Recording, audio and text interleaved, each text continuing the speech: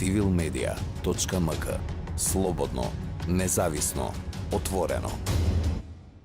Невладината Цивил, во чија студија сме, покрена една иницијатива, има еден проект за шверц со нелегално оружје, безбедност и така натаму. Каква е состојбата во Македонија на оваа тема? Што Ова се е случува? кванташ. Знаете како работи кванташ? Па ние немаме увид што све се продава на овој терен. Ќе кажам 3 примери. Кажете ми како влегува, каде од оружјето, сега- кој го купува, кој го продава, како се движи? Токму тоа сакам да ви го кажам. Прво, во март месец 97 година за 51 секунда се распадна државата Република Албанија. 600.000 Кога пробија граѓаните во касарните, да. Слушајте, 600.000 калашникови беа изнесени од војните магазини. 3.000 тони ТНТ, класичен експлозив, преку една бугарска фирма беа извезени во Ирак, кога беше Садам Хусеин на власт. 3.000 тони беа извезени. Колку илјади тони беа разграбени и разнесени низ светот. Каква е состојбата овде, на ова наше македонско парче земја? Никој не знае колку кратки цевки се продадени преку наш терен овдека. Што значи кратки Косово, цевки? Пиштоли, тие работи. Полесно оружје. Исто така, ракетни фрлачи што ги има, рачни фрлачи, тие работи. Значи тоа. Второ,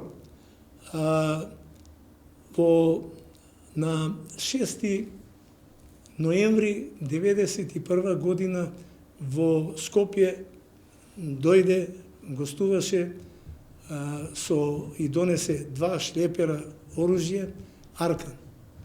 Беше гостин на мојот министер, ја му бев тогаш советник, на Јордан Мјалко, а во тоа време не бев во тоа друштво, не седе во Holiday Inn, тогаш Гранд Хотел, бев во 11 дена гостин бев на една голема фирма Тера Негра. Добро, прашам, каде е сега тоа оружје? Еве денес каде, после толку години. Бидете малку трпеливи, не може да се зборува. Така, не гасат секундите, да.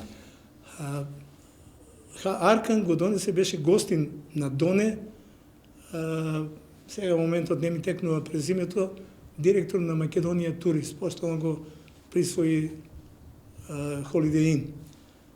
Мјалков, Доне, Ѓорѓи Наумов, министерот за правда, и Раде Перишич, кој живееше во мрачно со роđена сестра на Јелцин.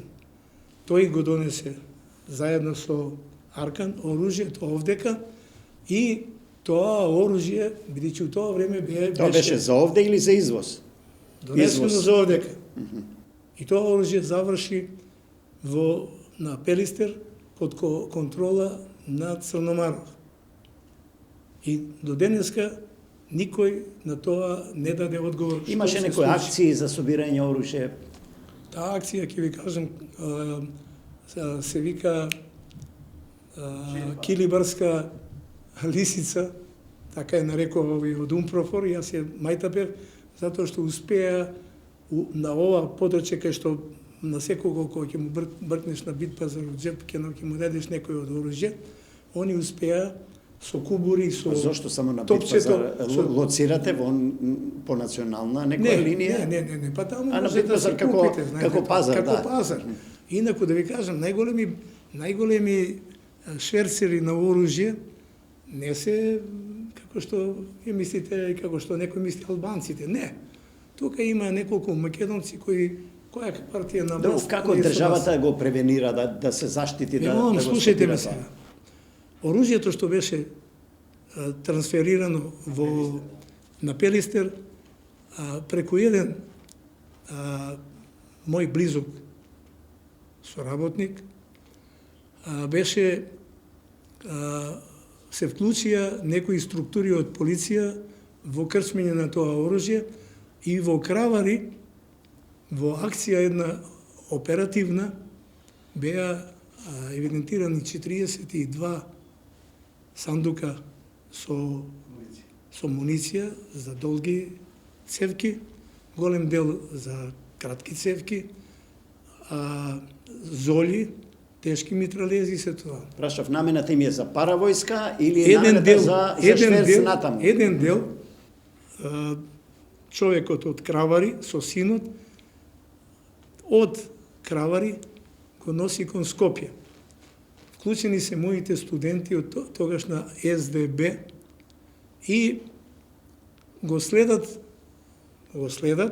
се до Тоа како практична вежба се за до студентите. наплатна рампа кај езерото Младост.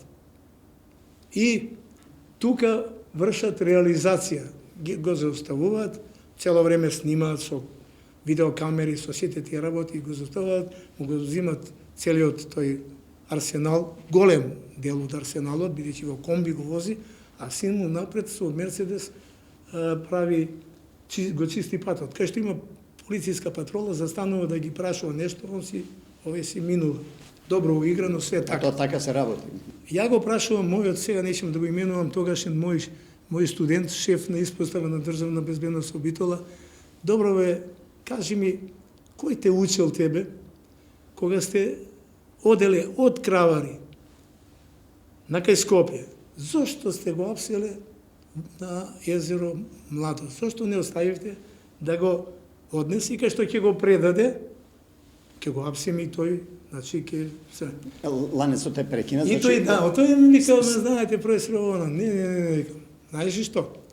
Ова говори дека вие сте биле вклучени во таа акција и после години од како... Може ли да зборуваме денеска дека постои мафија за оружје во Македонија? Слушайте ме, откако го осудија овој, во затвор он доби 11 години, силно 5 години, ја му правив некои погодности за да допреме до овој кој требал да го прими. Да каже тоа што треба да каже. Тој ми вика, професор, сега не си правам комплименти, него вика, много си умен, вика. Професионален си. Па ако ти кажам, отиде моја глава и на моја фамилија.